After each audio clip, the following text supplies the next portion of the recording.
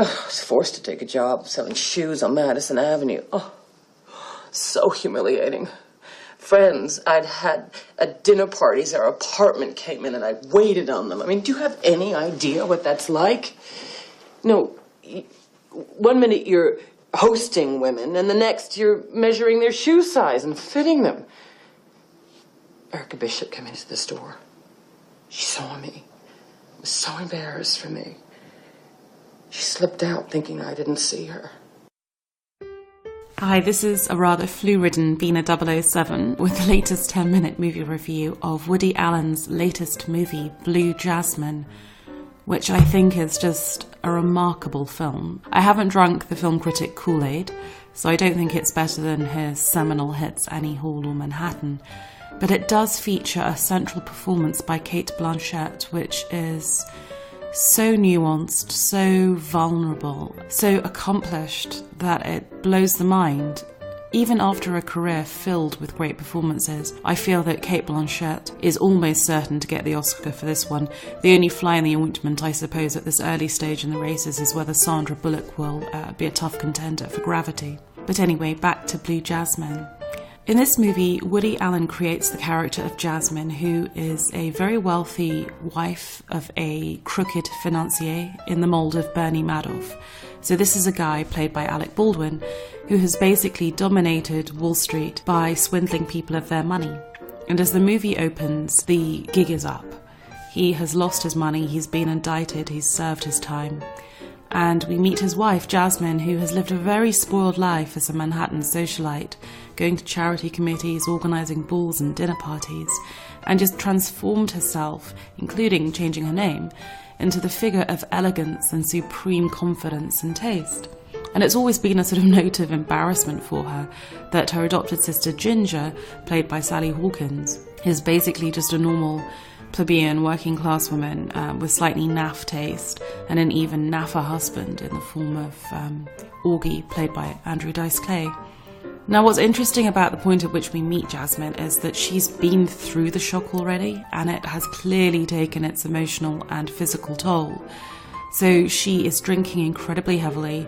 She is speaking to herself. I mean, she really is quite mentally unwell, and something that you realise as the movie progresses more and more. And yet she clings to the things that define her as a confident, elegant woman. So when she lands on her sister's doorstep, the sister's shocked to discover that Jasmine's flown first class from New York. Like, how can you do that if you're broke? But it's not just that Jasmine's being irritatingly obtuse. It's the fact that somehow, subconsciously, by clinging to these things that make her who she was in the past, by spinning her narrative, by creating a narrative in which she is the victim, in which she knew nothing, and in which her future is also promising. And she uses this word again and again, substantial. She wants to be someone substantial. She wants to marry someone substantial. You see that this is kind of a survival mechanism, a coping mechanism for her. She has to cling to this idea that her future is going to be elegant and classy and sophisticated. Otherwise, she's completely going to lose it. But then again, this whole concept of fashioning this narrative is itself self-delusional. In other words, the thing that she's doing to keep kind of a nervous breakdown at bay is really part of her mental illness. It's such an awful, tragic catch-22.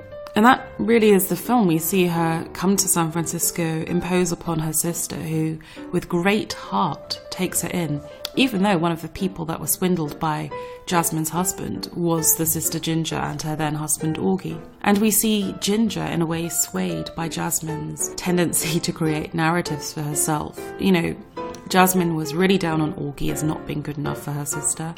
And she's really unimpressed by the current boyfriend, Chili, played by Bobby Cannavale, who provides much of the much-needed comic relief in this film. And so Ginger has a sort of flirtation with a seemingly very lovely romantic guy called Al, cast against type because it's played by Louis C.K. And that's just one of the really lovely, surprising casting choices in this movie. To have Louis C.K., who we see as this angry, pissed-off guy, this comedian, playing this very gentle, romantic guy. And also, even more surprisingly, Andrew Dice Clay as the ex-husband Augie, who really is the guy who purveys much of the deep wisdom of this film. You know, he's the only one who has the balls to say to Jasmine, people are going to be angry, and justifiably so. And they can't just forget about it, and they can't just delude themselves in the way that you do. He really is the guy who brings the home truths to this film. And it's such a pleasant surprise after seeing him as a kind of almost cartoonishly comedic sort of villain figure in Entourage all those years. But really, this is a movie that belongs to Cate Blanchett.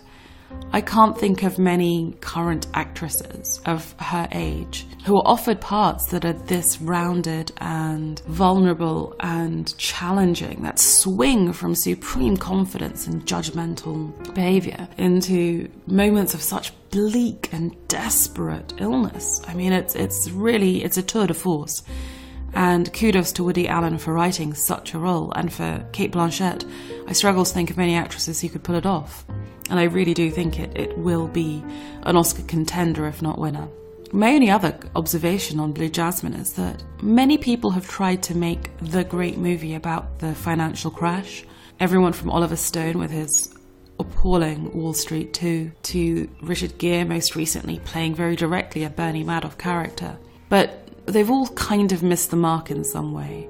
And it's kind of strange that here in this, dramatic comedy penned by Woody Allen, that's a very personal, deep, emotional story, that he somehow seems to have come more towards the truth of what happened in the financial boom and bust than anybody else, insofar as he mines very convincingly and deeply the psychological, emotional, financial impact of what happens. People like Augie losing the ability to form their own company and having to go to Alaska to mine. The emotional crisis of people who are used to great wealth and then lost it. But he also, I think, in touching on the themes of delusion, complicity, how much did you know, when did you know it, gets really to the heart of what was happening in the city and in Wall Street at the time, in 2006, 2007, when everyone knew it was out of control, but no one had the balls to get off the merry-go-round when it was still spinning. So overall, Blue Jasmine, an absolutely tremendous film, so intelligent, so insightful, framing this amazing performance by Cate Blanchett. I really can't recommend it highly enough. But if you've seen Blue Jasmine and agree or disagree with my take, please feel free to leave a comment on the blog at B007. And in the meantime, have a wonderful day.